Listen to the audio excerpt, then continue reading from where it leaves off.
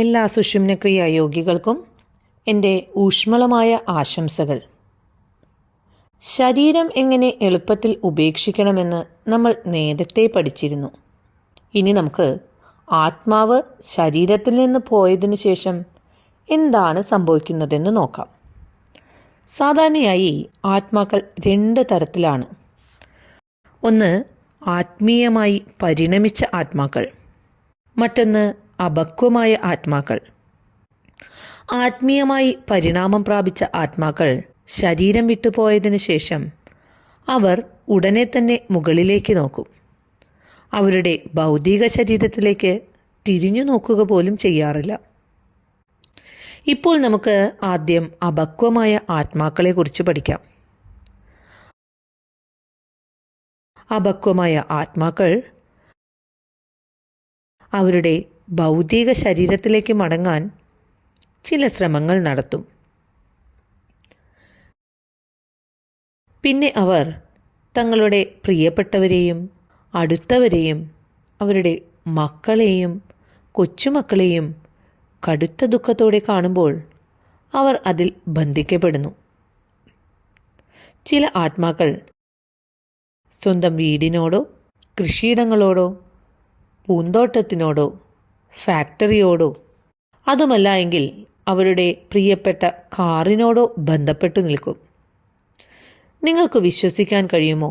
ചിലർ വളരെ സ്നേഹത്തോടെ വളർത്തിയ വളർത്തുമൃഗങ്ങളോടുള്ള അടുപ്പം കാരണം ഭൂമിയിൽ ബന്ധിതരാകുന്നു. ആത്മാവ് ഭൂമിയിൽ അധിഷ്ഠിതമായി പോയാൽ ഭൂമിയിൽ 100 വർഷങ്ങൾ ആ നിലയിൽ അലയേണ്ടി വരും. വസിഷ്ഠ മഹാമുനിയിൽ നിന്നുള്ള എൻ്റെ ധാരണ പ്രകാരം നിങ്ങളെ സഹായിക്കാൻ 12 സൂക്ഷ്മലോകങ്ങളുണ്ട്, അഥവാ ആസ്ട്രൽ ലോകം. അതിനായി നമുക്ക് 12 നില കെട്ടിടം പരിഗണിക്കാം. 10% നല്ല കർമ്മവും 90% ചീത്ത കർമ്മവും ഉള്ളപ്പോൾ ആത്മാവ് ഏറ്റവും താഴ്ന്ന സൂക്ഷ്മലോകത്തേക്ക് പോകുന്നു.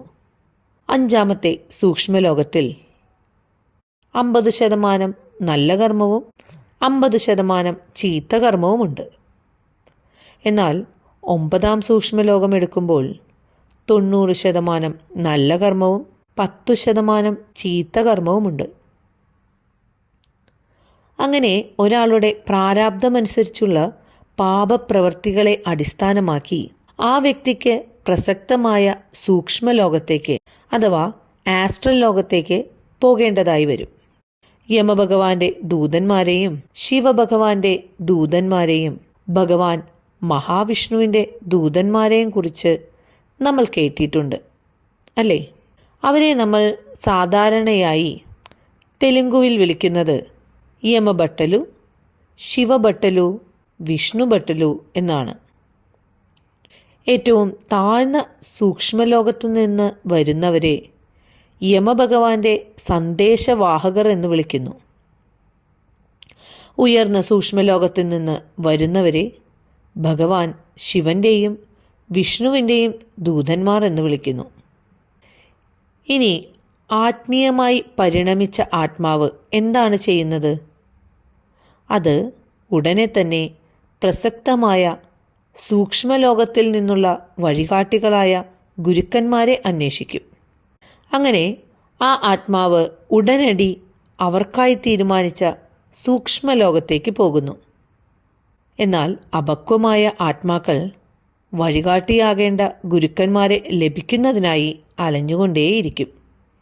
കർമ്മകാണ്ഡ അനുഷ്ഠാനങ്ങൾ പൂർത്തിയാക്കുന്നതുവരെയുള്ള 16 ദിവസത്തെ അന്തിമ ചടങ്ങുകൾ വരെ മാത്രമേ വഴികാട്ടികളായ ഗുരുക്കന്മാർ ആ ആത്മാവിനായി കാത്തുനിൽക്കുകയുള്ളൂ.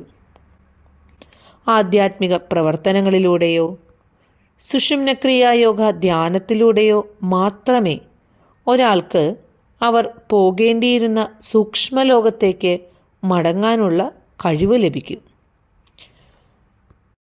90% നല്ല കർമ്മവും 10% ചീത്ത കർമ്മവുമുള്ള സൂക്ഷ്മലോകത്തിൽ നിന്നും നമുക്ക് ഇതിനകം അറിയാവുന്നതും സൂക്ഷ്മലോകം വിട്ടു പോയതുമായ ആത്മാക്കൾ വഴികാട്ടികളായ യജമാനന്മാരോടൊപ്പം വരും.